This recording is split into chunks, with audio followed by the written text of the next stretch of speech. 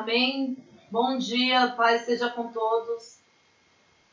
Vamos iniciar mais um culto de adoração ao Senhor nesta manhã de Páscoa. Que o Senhor continue nos abençoando, nos sustentando em graça. Amém. Eu gostaria de abrir aqui a palavra de Deus no Salmo 146, no versículo 1. A palavra aleluia, que todos nós conhecemos, que é dar graça ao nosso Deus. Amém? Então aqui no Salmo 146, no versículo 1 fala aleluia. Louve, ó minha alma, o Senhor. No versículo 2, louvarei o Senhor por toda a minha vida. Cantarei louvores ao meu Deus enquanto eu viver. Amém? Possamos, enquanto vivermos, cantarmos, adorarmos ao nosso Deus, clamarmos o seu nome para que ele venha sobre nós. Porque aqui neste salmo fala que não há outro, que possa salvar, mas somente o Senhor Jesus. Amém?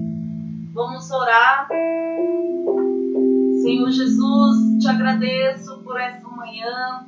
Te agradeço por tudo que o Senhor tem feito nas nossas vidas, a tua proteção, a tua segurança sobre a nossa casa, sobre as nossas famílias, sobre os nossos familiares, amigos, aquele que não conhecemos, a qual, Senhor Jesus, pedimos a tua misericórdia, pedimos que o Senhor os alcance, Deus, dando livramento, e que possam, Senhor Jesus, se arrepender dos seus maus caminhos e se prostrarem diante de Ti, Jesus, como o único Deus, como o único Salvador de suas vidas.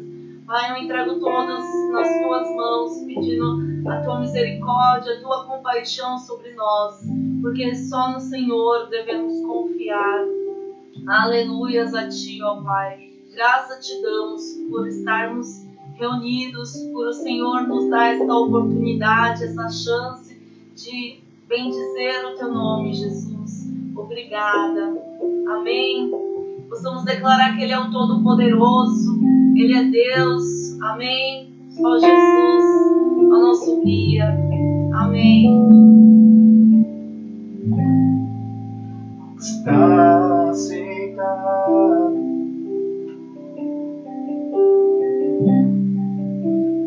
no trono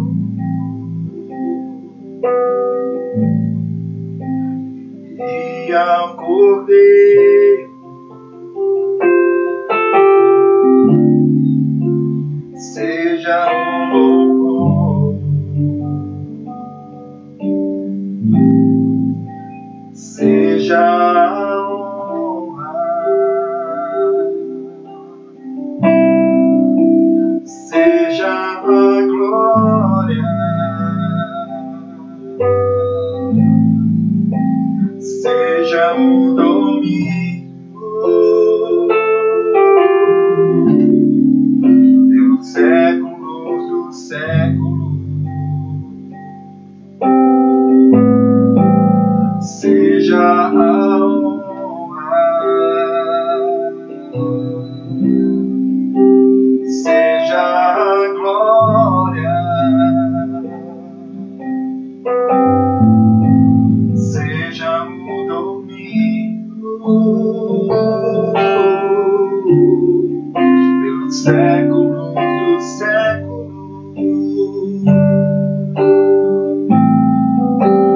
Poderoso Deus,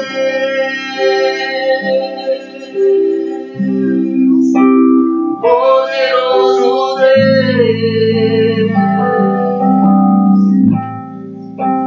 poderoso Deus,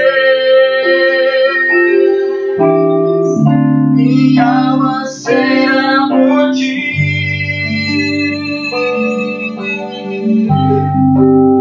Poderoso Deus,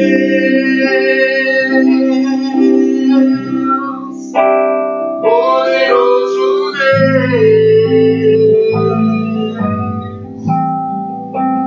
poderoso Deus, minha alma anseia por Ti.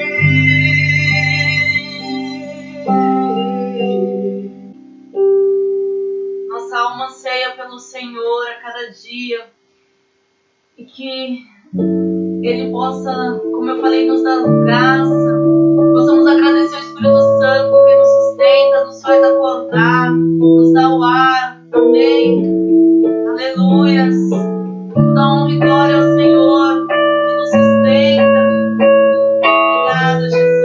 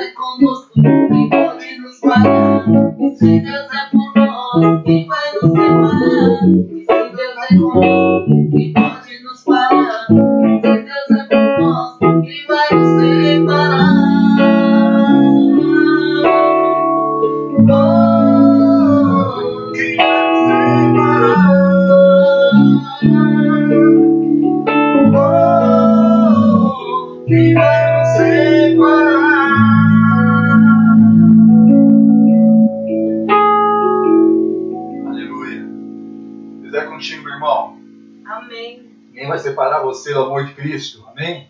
Creia nisso e cante essa verdade em cada dia da sua vida.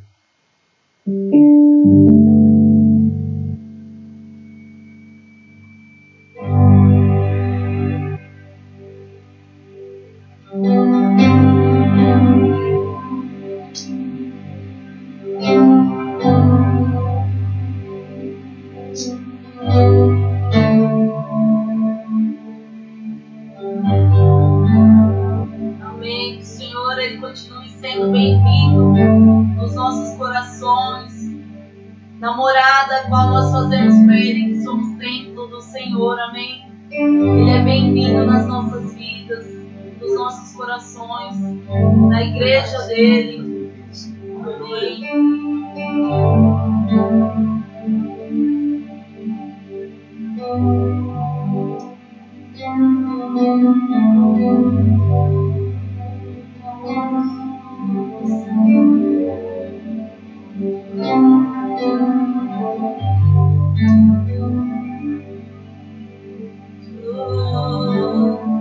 És bem-vindo aqui em nosso coração.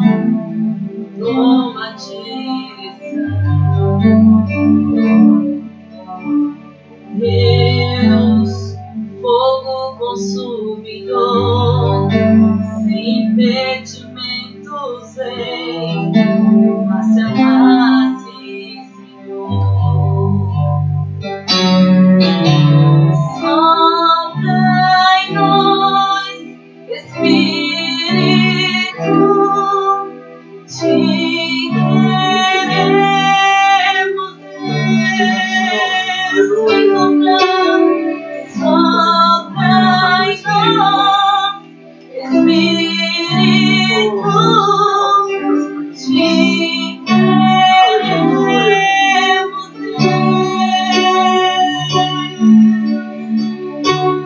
clamamos a ti,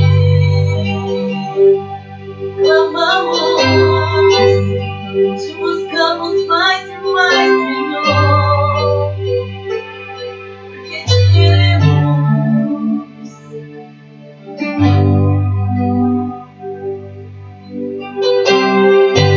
Possamos nos sentir de pé, possamos nos sentir sustentados pelo Senhor Jesus a cada dia.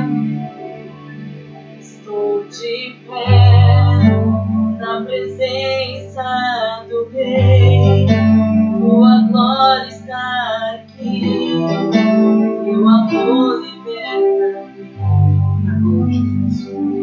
Estás aqui no trono de louvor, tua presença nos curou, fascinado estou, estamos fascinados por ti, Deus. Sopra em nós, Espírito, te queremos ver.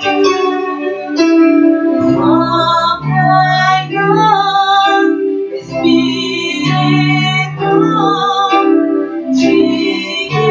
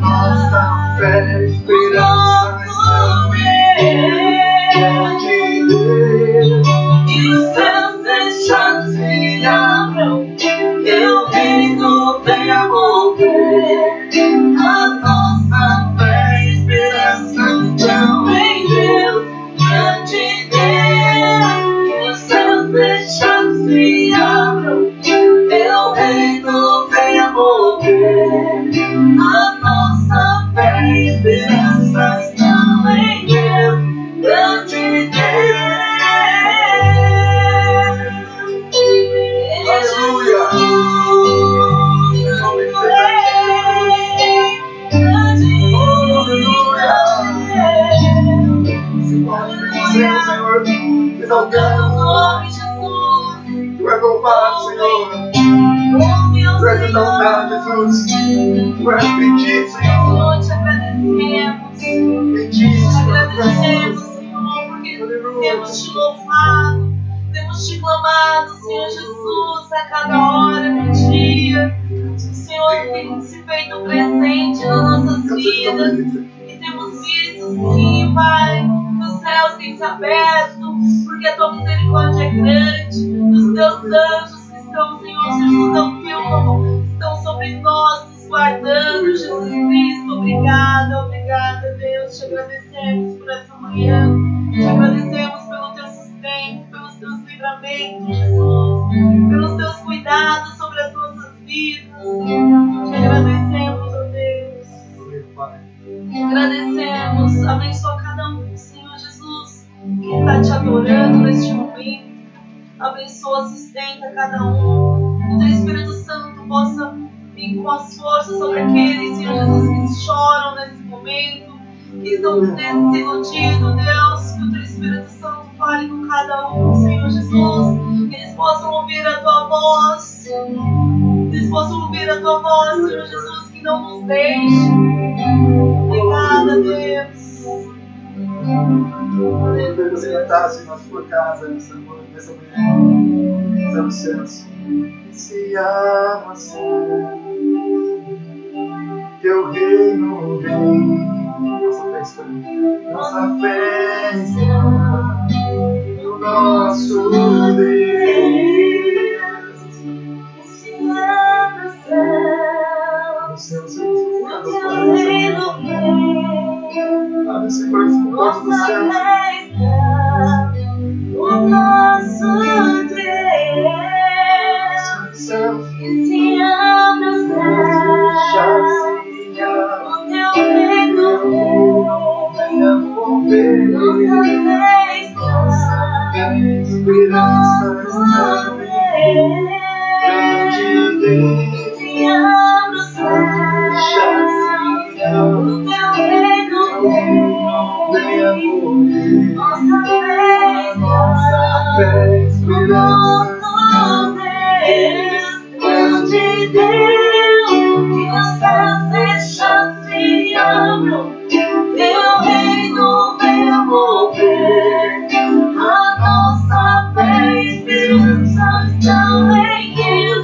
Grande Deus, que os céus fechados se abram, teu reino venha mover. A nossa fé e esperança estão em Deus. Grande Deus.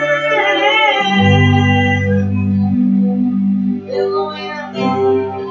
A tua palavra fala, Senhor. Se eu cerrar os céus, não houver chuva, ou se ordenar o gafanhoto que consumam a terra,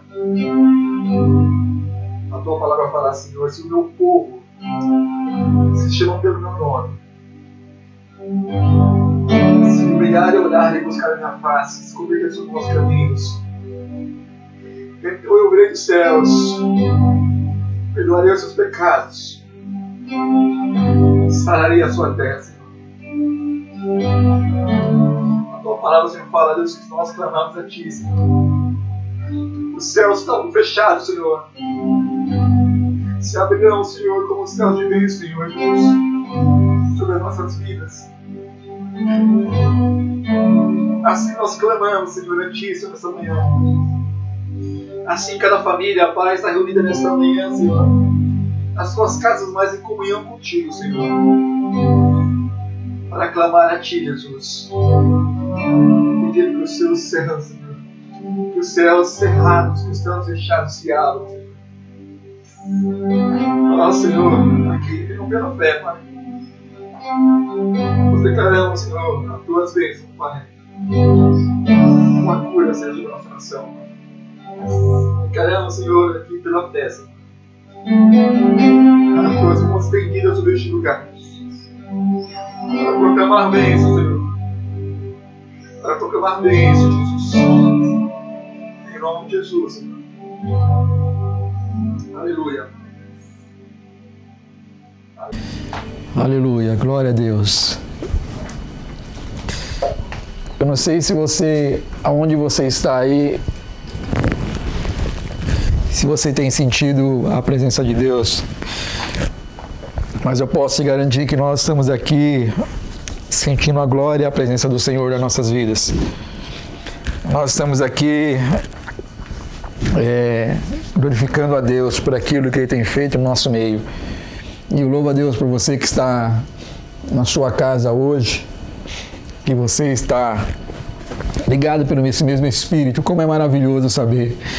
Essa é a alegria de podermos adorar um Deus que é um Deus onipresente.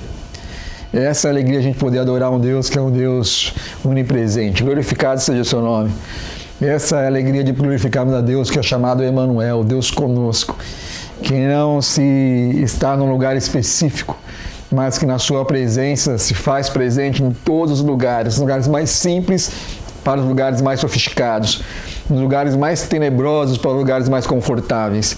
Deus continua se manifestando para aqueles que o buscam. Glorificado seja o Senhor. Que bom saber que vocês estão buscando ao Senhor nesta manhã. Vamos adorar ao Senhor nesta manhã. Glória a Deus. Nós vamos, para esse momento, a gente vai ouvir a palavra do Senhor. Nós vamos, nesse momento, meditar na palavra do Senhor. E eu gostaria que você pegasse a sua Bíblia e abrisse comigo em Êxodo, capítulo 12. Êxodo, capítulo 12. Nós vamos ler a partir do versículo 21. Êxodo, capítulo 12. A partir do versículo 21. Glória a Deus. Hoje a gente tem uma mensagem talvez um pouquinho mais sintética. A gente vai ter daqui a pouco a ceia do Senhor.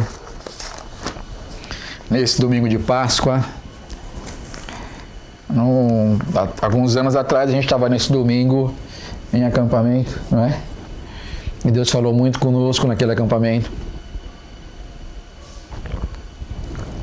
E hoje, numa situação diferente, mas não menos movidos pelo mesmo Espírito, estamos hoje aqui para a gente poder celebrar um pouco. Então, abra a sua Bíblia aí, em Êxodo capítulo 12, versículo 21 em diante a gente vai ler. Glória a Deus. Nós vamos ler aqui no versículo 21. Diz assim: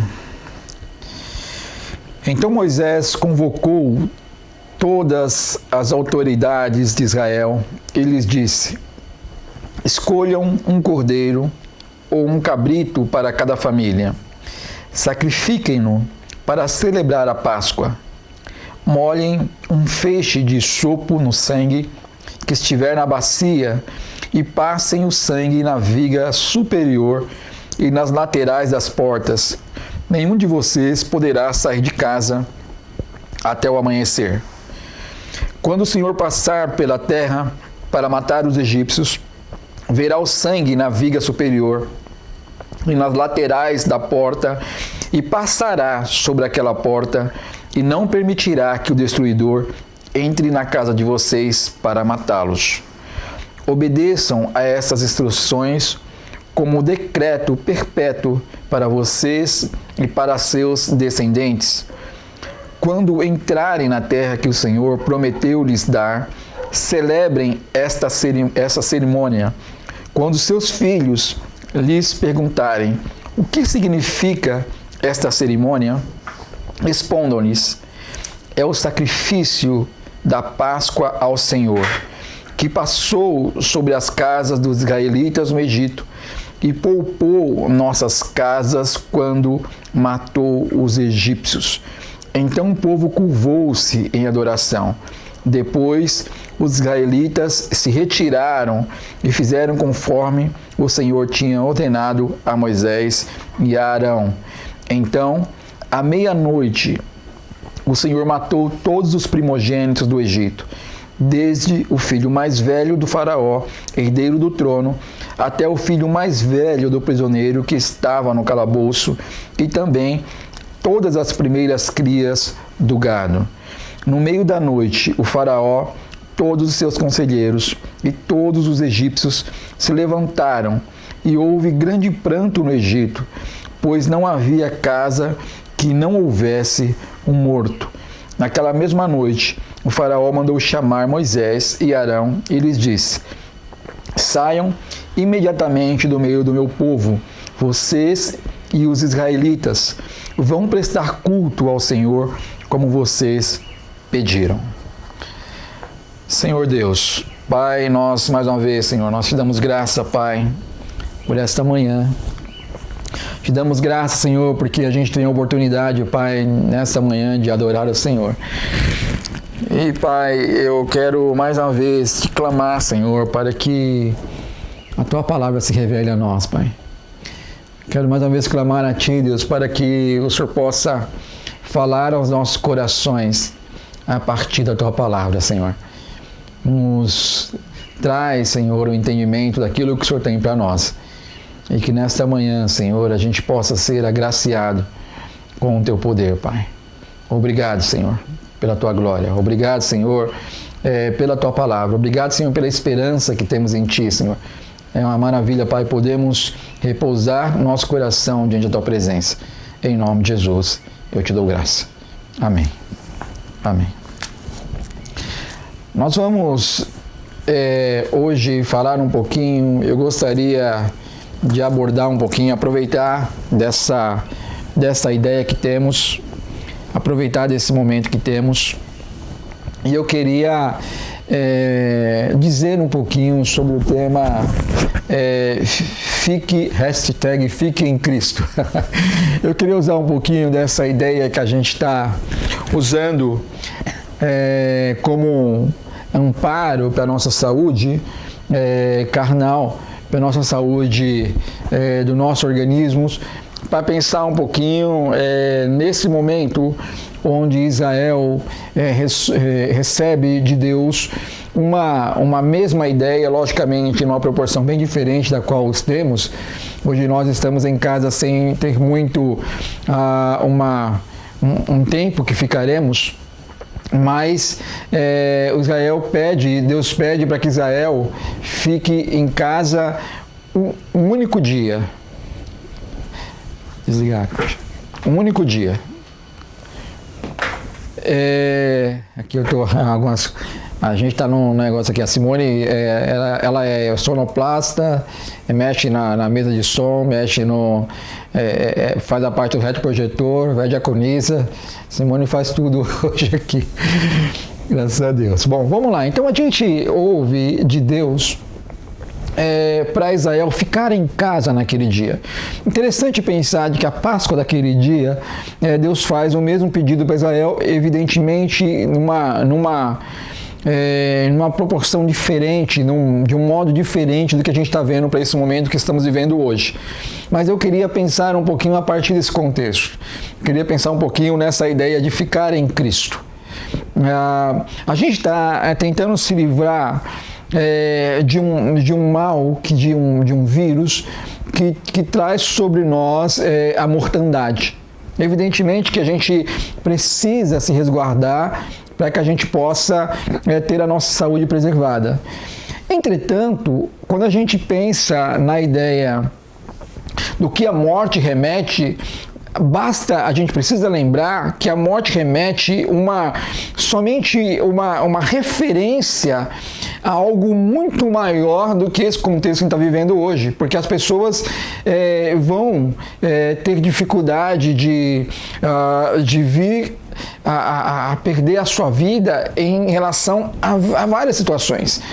Algumas pessoas, no momento que vivemos hoje, algumas pessoas inclusive fazem esse tipo de comparação, mas a doença tal matou mais, a doença tal matou mais, a doença tal matou mais, como para poder minimizar o que estamos vivendo hoje. E eu não quero ficar nessa discussão do que matou mais, do que matou menos, mas eu queria que você pensasse um pouquinho do porquê nós lidamos com a morte, aonde a morte começou no mundo. Lembre-se que a morte começou quando Adão e Eva pecaram diante de Deus. Quando o pecado entrou no mundo, junto com o pecado entrou a morte. Quando o pecado entrou no mundo, junto com o pecado entrou essa sensação que, por razões diversas, seja por um acidente, seja por um vírus, por uma bactéria, por uma infecção, seja o que for, nós lidamos com esse sofrimento, com essa dor, justamente porque esta dor é fruto do pecado. O que mudou o mundo passou a conhecer a dor da morte a partir da entrada do pecado. De fato, Deus não fez o homem para morrer.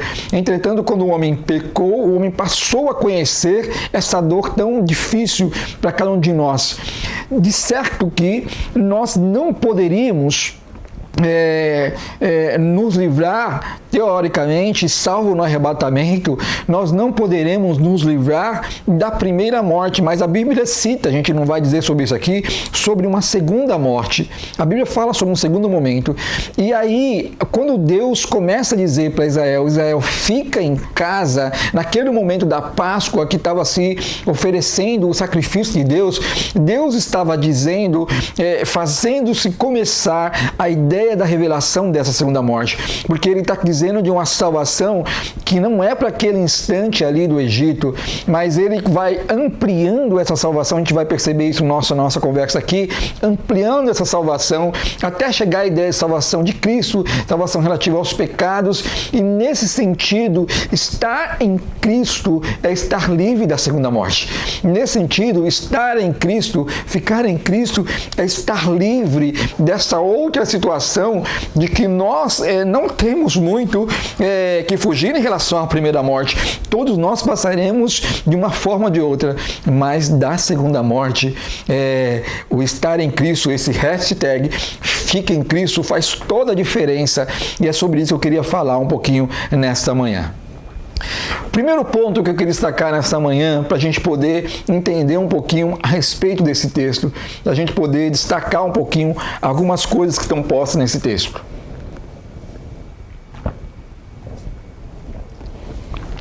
A gente observa aqui que quando Deus, a forma como Deus fez as situações, a forma como Deus estabeleceu a situação, Deus nivelou. Ele nivelou os israelitas aos egípcios. Você fala assim, mas pastor, você está falando uma coisa que é absurda, porque se a gente observar na história, a gente observasse na história, a gente observar de que quando Deus escolheu o seu povo, e, num certo sentido, deixou o Egito separado dessa condição. A gente fica pensando de que Deus pudesse ter escolhido o seu povo e que Deus não traria juízo sobre o seu povo considerado a situação do Egito. É como Deus escolhesse um em detrimento do outro. Mas se você observar a situação, Deus fala algo para os egípcios. Deus fala o seguinte para o pessoal: quando Deus manda o anjo da morte passar, quando Deus está falando para o anjo da morte passar, Deus está falando o seguinte: olha, aonde tiver o sangue nas ombreiras da porta, o anjo da morte não vai entrar e não vai trazer sobre essa família o dano pelo qual está posto, que é trazer a mortandade dos primogênitos. Todos os primogênitos da casa, primogênitos animais, primogênitos das pessoas. Então, na casa onde tiver o sangue nas ombreiras da porta, o anjo da morte não vai entrar.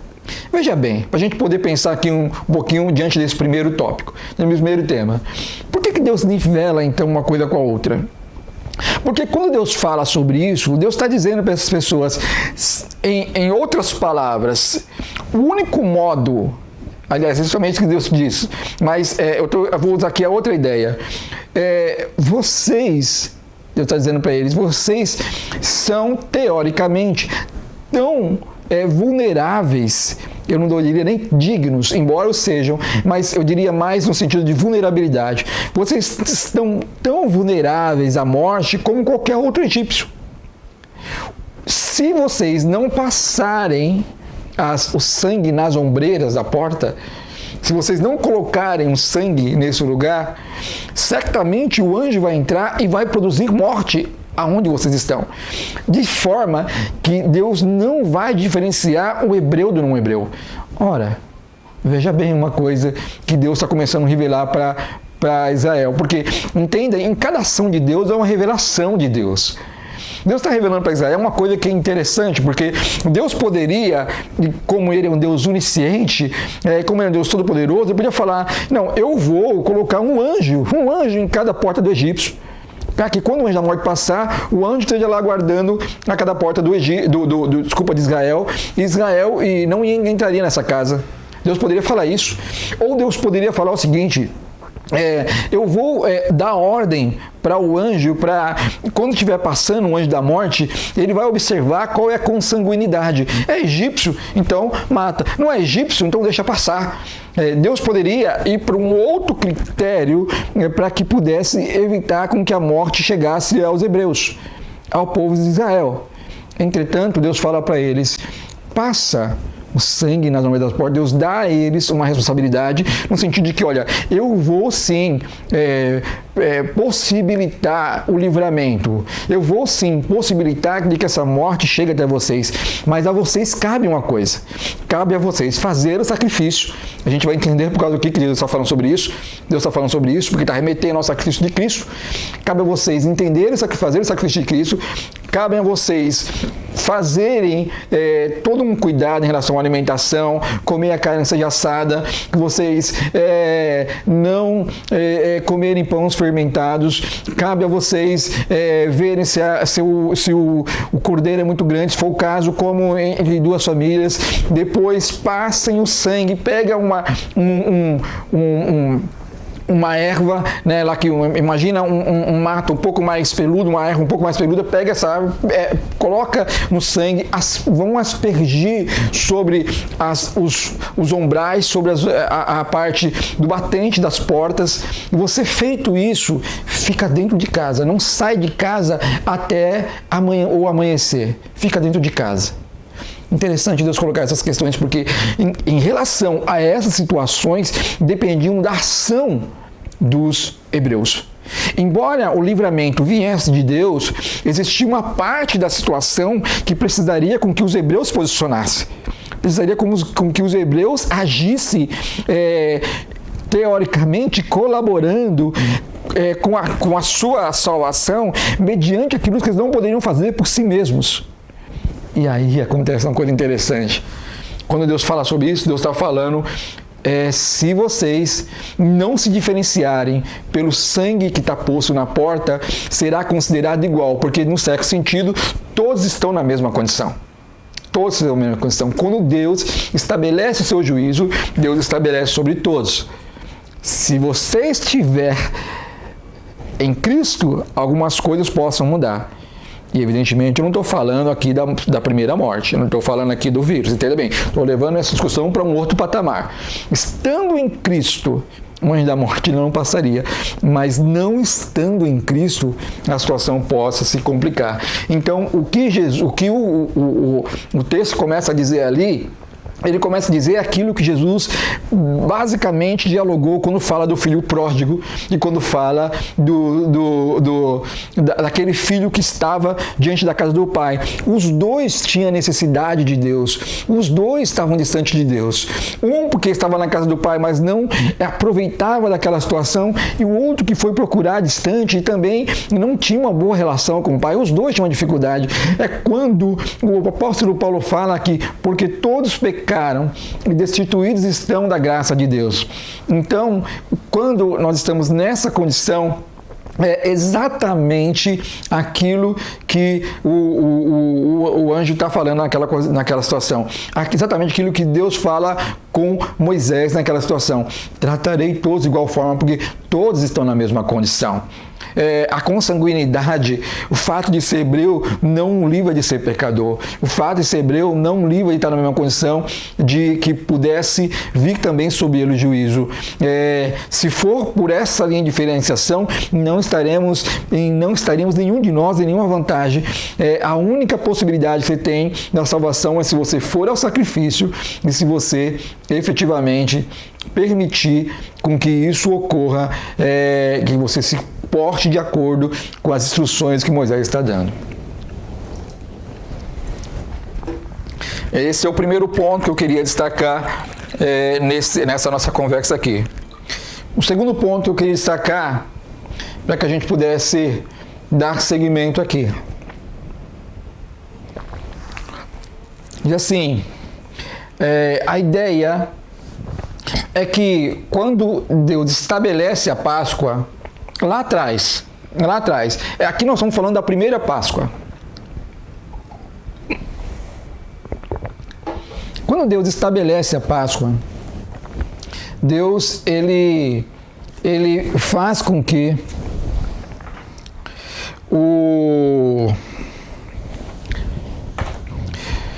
ele se mostra Deus na história. Ele se revela enquanto Deus, como o único Deus. Quando Deus estabelece a Páscoa, ele vai justamente se fazer reconhecido como Deus. Quando Deus estabelece a Páscoa, Deus faz uma coisa que é interessante. Ele diz que, como eu diria agora há pouco, na Páscoa Deus se faz conhecido. Deus faz com que Israel perceba que ele é Deus, mas Deus faz isso não só para o Egito, faz para Israel também. Veja, naquela mesma noite, diz o texto, passarei pelo Egito e matarei todos os primogênitos, tanto dos homens como dos animais, e executarei juízo sobre todos os deuses do Egito. Eu sou o Senhor. É isso que diz o texto. Eu sou o Senhor. Veja bem que coisa interessante quando Deus fala sobre isso, quando Deus continua dizendo sobre essa ideia de que Ele é o Senhor. Porque quando nas pragas, as coisas que foram acontecendo na situação da praga, Deus foi agindo sobre várias situações, sobre vários povos. Quando Deus estabelece as pragas como foram acontecendo, algumas pragas tiveram relação com os deuses egípcios. Algumas pragas tiveram relação com os deuses egípcios. E Deus estava mostrando aos egípcios de que Deus era Deus. E aqueles deuses que os egípcios estavam adorando não eram Deus. Não tinham poder de resguardá-lo. Quando a gente observa isso, Deus está trazendo, na verdade, um entendimento sobre todos. Deus está trazendo um entendimento sobre todos. Deus está trazendo um entendimento sobre todos. Por que Deus está trazendo um entendimento sobre todos? Porque, veja, quando o Israel está lá há anos, o Israel estando lá, Deus, sobre a vida deles, Deus já estaria mostrando para eles de que ele era Deus. Já começava por aí. Mas Israel, ele estava aprendendo, vivenciando várias coisas que aconteceriam naquelas gerações que nasceram naquela condição do Egito.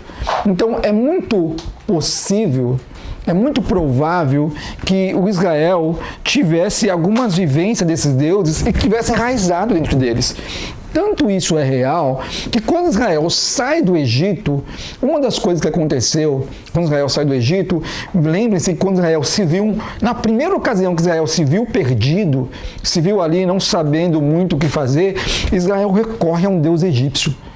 Porque é como ele tivesse enraizado no seu coração uma dificuldade de entendimento de quem era Deus no seu modo de verem as coisas, no seu dia a dia. Então, quando o Israel começa a observar isso, quando Deus começa a observar isso, Deus permite então que quando o anjo da morte passa e mata todos os primogênitos animais, numa ação só, Deus está trazendo a mortandade sobre o faraó, Deus está trazendo a mortandade, lembre-se que o faraó é considerado como uma espécie, lá nos egípcios, é considerado como uma espécie de um divino, tem uma certa divindade vinculada ao faraó, né? E Deus, no sentido, mata o herdeiro do trono. E também, Deus também faz com que todos os primogênitos saiam daquela condição. Que todo primogênito se veja, como eu diria, se vejam morto naquela condição, né? Veja bem, Deus faz isso, Deus faz com que naquele momento no Egito vários animais que eram considerados sagrados morram naquela condição. Vários animais considerados sagrados naquele momento eles terminam vindo a morrer. E eles morrem justamente naquela ocasião, Deus mostrando ao pessoal de que Deus é Deus sobre todos e que aqueles considerados deuses, que para eles eram deuses, não lhes seria suficiente para tirá-los daquela condição. Então, quando a Páscoa acontece, ele diz exatamente aquilo que a gente acabou de ler, né? Ele diz essa ideia: eu sou o Senhor, eu sou o Senhor. Ele coloca a ordem em todo o pessoal do Egito. Ele coloca a ordem em todo o pessoal de Israel e diz: eu sou o Senhor. Então vejam, Deus está colocando naquela ocasião: eu sou o Senhor. Essa é a ideia. Deus está falando justamente isso: eu estou me levantando para abater os deuses do Egito. Para abater os deuses do Egito.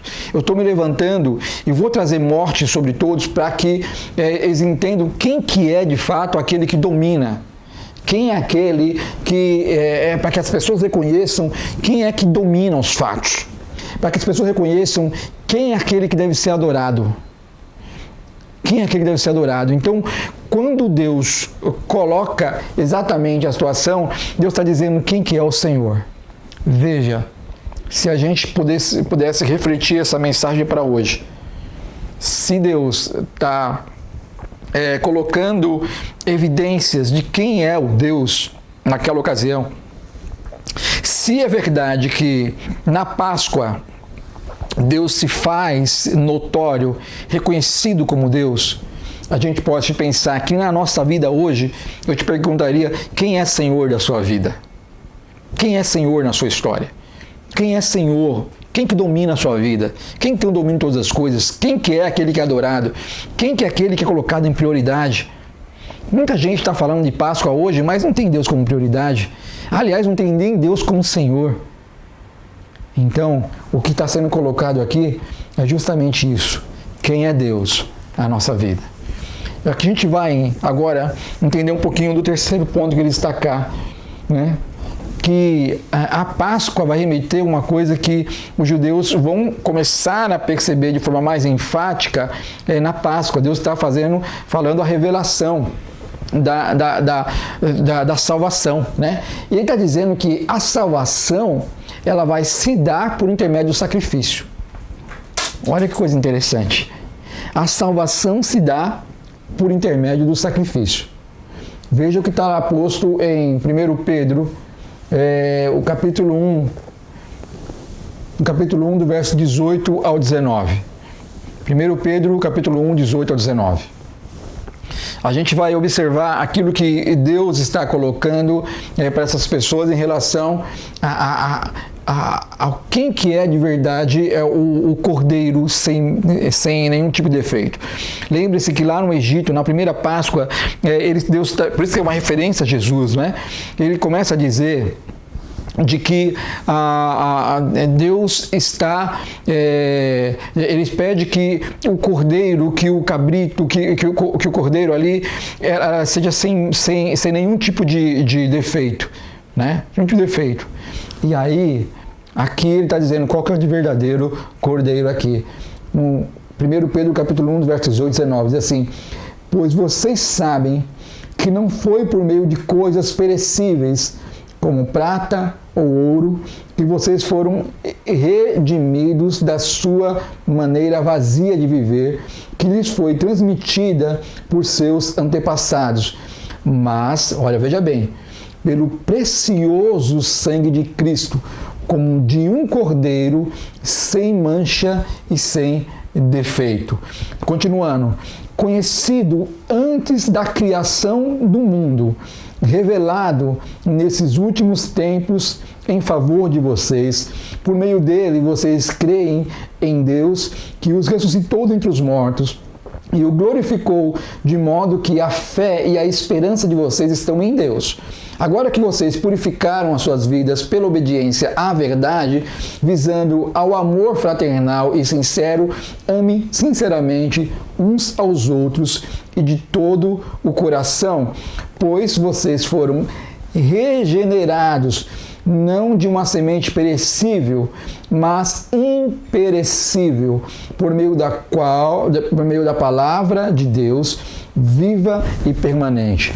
Pois toda a humanidade é como a relva, e toda a sua glória como a flor da relva. A relva murcha e cai a sua flor, mas a palavra do Senhor permanece para sempre. Essa é a palavra que lhes foi anunciada. Olha que coisa interessante. Quando ele está falando que as pessoas que fossem fazer aquele ato ali de aspergir o sangue nas ombreiras da porta, eles perceberiam isso. Existe uma outra forma de lidar com o anjo da morte. Alguns falariam, não, você sai correndo do Egito, faz alguma coisa, faz alguma outra, existe algum outro modo de fazê-lo para você se livrar do anjo da morte?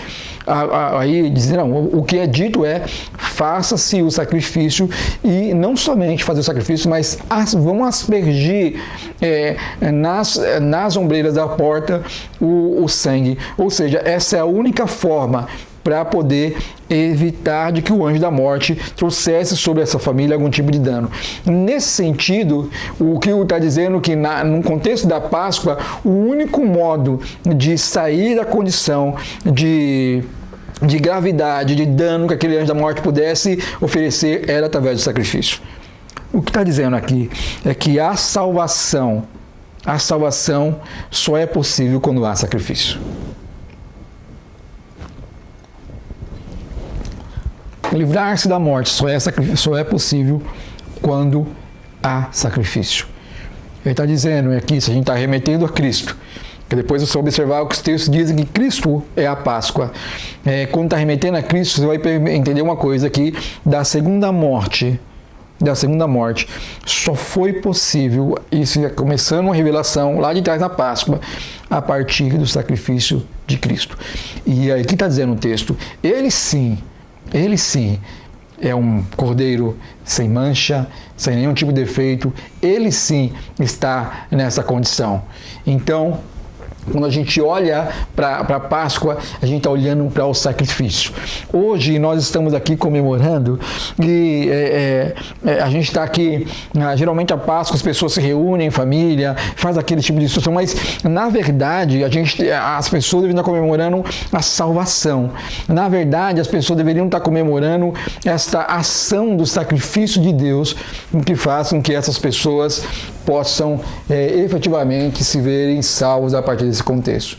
Para a gente poder terminar, na Páscoa, a gente vai entender o nosso quarto ponto que eu queria destacar. Enquanto isso, você vai abrir na sua Bíblia em Hebreus capítulo 9, abre a sua Bíblia lá em Hebreus capítulo 9, e a gente vai entender um pouquinho o que está dizendo o quarto ponto que eu queria destacar em relação a esse texto. Na Páscoa, o Deus Santo se coloca no lugar do pecador e oferece os seus filhos em sacrifício. Na Páscoa, o Deus Santo se coloca no lugar do pecador e oferece o seu filho em sacrifício. É interessante a gente olhar para isso, porque algumas coisas a gente precisa observar, né? Veja aqui no Hebreus capítulo 9, verso 11 em diante.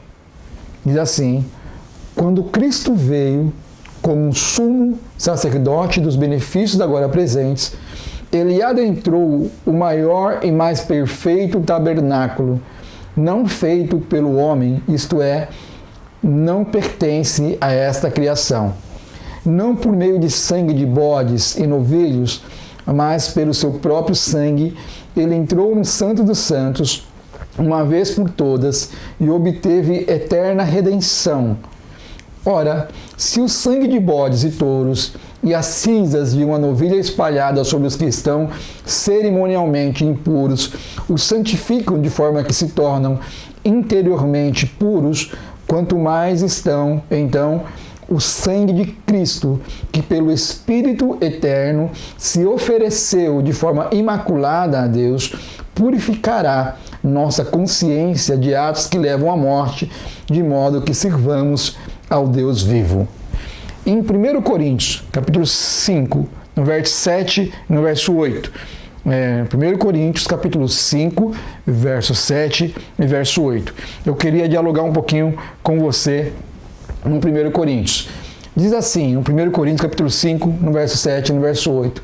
Livrem-se do fermento velho, para que sejam massa nova e sem fermento, como realmente são, pois Cristo, nosso Cordeiro Pascal, foi sacrificado. Por isso, celebremos a festa não com fermento velho, nem com o fermento da maldade e da perversidade, mas com pães sem fermento da sinceridade e da verdade. Olha, o que eu queria destacar nesse texto aqui. Uma das coisas que eu acho mais impressionantes nesse texto, aliás, esses textos que a Bíblia é maravilhosa, mas eu amo esse texto de Hebreus, gosto de citar ele, porque eu acho que ele fala bastante para nós. É interessante que quando a gente olha para a revelação, da salvação, nesse episódio da primeira Páscoa tem uma coisa impressionante. Eu queria que você prestasse bem atenção nisso. Porque nesse episódio da Páscoa você tem dois tipos de povos. Um povo que chorou a mortandade dos seus primogênitos. E temos um povo que talvez tenha chorado o alívio, chorado no sentido de ufa, de que os seus primogênitos estavam preservados e de que experimentariam, um povo que até então era escravo, que experimentariam a partir daquela Páscoa, experimentariam a liberdade. Não precisariam mais estar na condição de escravos oprimidos pelo qual estavam. Se a gente olha para esse momento aqui, a gente olha para, no mesmo ato, dois modos diferentes de lidar com esse mesmo ato. E nesse sentido eu queria falar uma coisa que talvez soasse um pouco herético para alguns, mas eu queria que você prestasse atenção um pouquinho para que você não me levasse por esse caminho. Porque nesse sentido, Deus ele se identifica de forma mais intensa com a humanidade quando a gente olha para o sacrifício de Cristo. Porque quando olhamos para o sacrifício de Cristo, diz a Bíblia em João 3,16, que Deus amou o mundo de tal maneira que enviou o seu Filho unigênito para que todo aquele que nele crê não pereça, mas tenha a vida eterna. Deus enviou o seu primogênito, o seu Filho unigênito e primogênito, que primeiro foi Jesus, depois somos todos nós, para que através dessa situação, para que através desse momento, o homem pudesse ter a salvação. Ora, se os egípcios choraram, se os egípcios lamentaram a ação do anjo da morte naquele dia, trazendo a morte do seu primogênito, nesse sentido, Deus lamenta o que está ocorrendo com seu filho em relação à morte do seu filho. Interessante pensar de que nesse momento da morte, Jesus fala uma coisa para Deus: Eli, Emi, Eli, lama sabachthani. Deus meu, por que me desamparaste? Por que me desamparaste?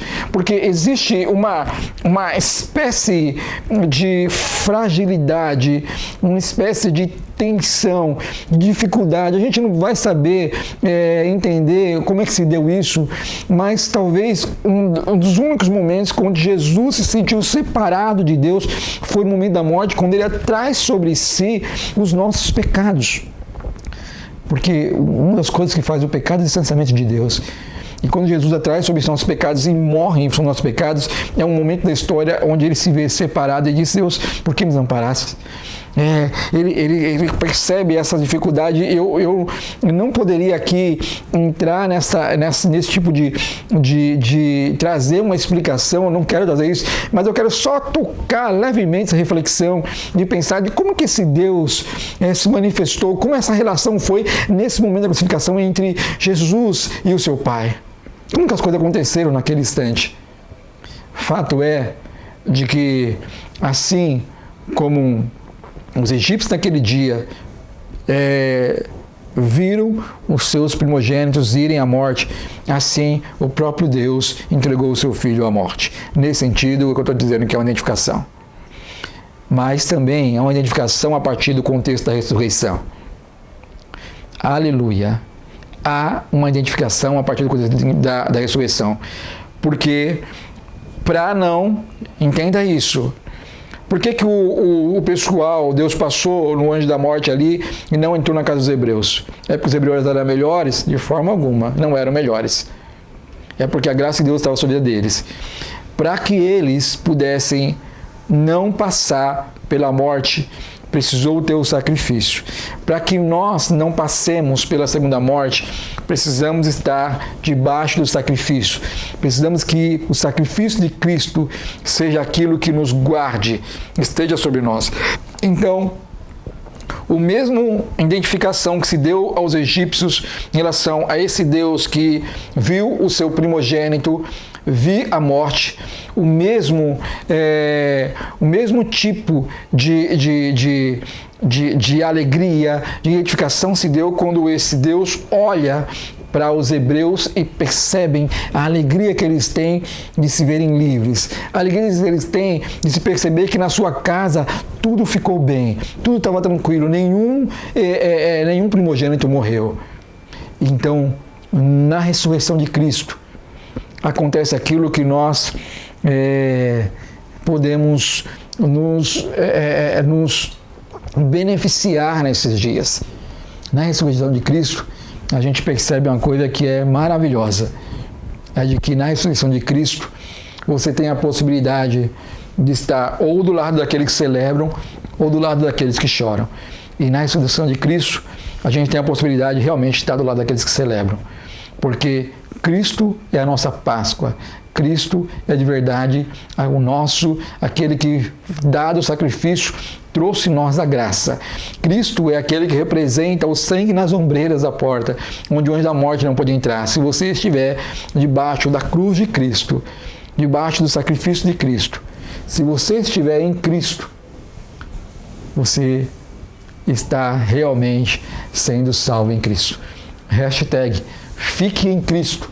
É como diz lá em Hebreus capítulo 9, no verso 24 e 25. Pois Cristo não entrou em santuário feito por homens, uma simples representação do verdadeiro. Ele entrou no próprio céu. Foi no céu que Cristo entrou, para agora se apresentar diante de Deus em favor, em nosso favor. Não, porém, para se oferecer repetidas vezes a semelhança do sumo sacerdote que entra dos santos dos santos, todos os anos com sangue alheio. Né? E aí ele, no versículo 26, diz assim: se assim fosse, Cristo não precisaria sofrer muitas vezes desde o começo do mundo, mas agora ele apareceu uma vez por todas, no fim dos tempos, para aniquilar o pecado, mediante o sacrifício de si mesmo. Da mesma forma como o homem está destinado a morrer uma só vez e depois disso enfrentar o juízo, assim também Cristo foi oferecido em sacrifício uma única vez para tirar os pecados de muitos e aparecerá a segunda vez não para tirar os pecados, mas para trazer salvação aos que o aguardam. Hashtag fique em Cristo. Fique em Cristo. Porque somente em Cristo vai acontecer aquilo que está dito aqui. Mas como ficaremos em Cristo? Quando a gente olha para aquilo que está no versículo 26. O estar em Cristo, ele morreu para aniquilar os pecados. É procurar viver em santidade. É buscar a santidade. É buscar relacionamento com Deus. Se você efetivamente não quiser estar dentro da condição da segunda morte, a única possibilidade que você tem é se você estiver debaixo do sacrifício de Cristo. E estar debaixo do sacrifício de Cristo é viver uma vida diferente. É buscar viver uma vida de um modo diferente. É buscar viver uma vida distante do pecado em santidade. Então, que você possa, nessa manhã, lembrar que Cristo, sim, Ele é a nossa Páscoa e que Ele nos chamou a vivenciar, a viver uma vida diante do seu altar. Amém? Feche seus olhos por um instante. Nós vamos orar ao Senhor. Eu gostaria de orar pela sua vida. Será que você está em Cristo? Será que você permanece com a sua vida em Cristo? Ou será que você não tem se cuidado o suficiente? Gostaria que você pudesse fechar os seus olhos por um instante.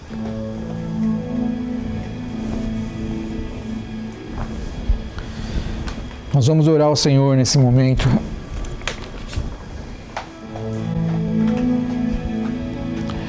Senhor Deus, nós te damos graça, Pai,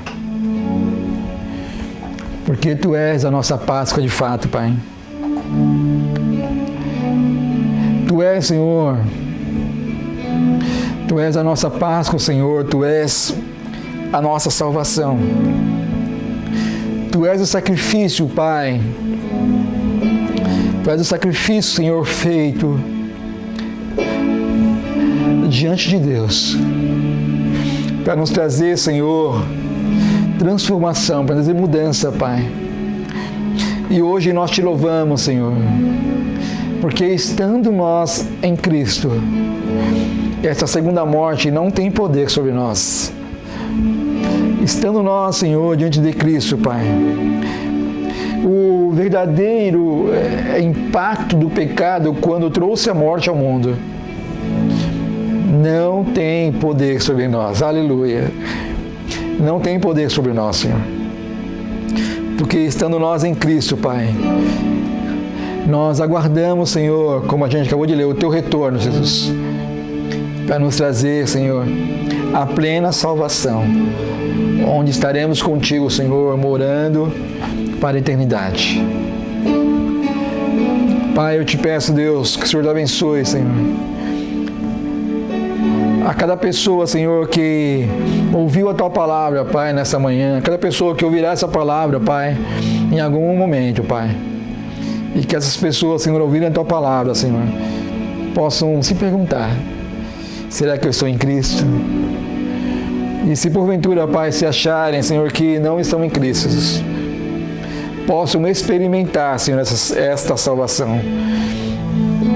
Talvez a oração mais importante que fazemos, Senhor, é pensar, Senhor, que nós não poderíamos agradar ao Senhor pelas nossas forças, mas a gente espera que o Teu sacrifício em nós possa nos fortalecer e, nesse sentido, a gente possa mudar o nosso modo de agir, Senhor. Peço ao Senhor a Tua bênção, Pai.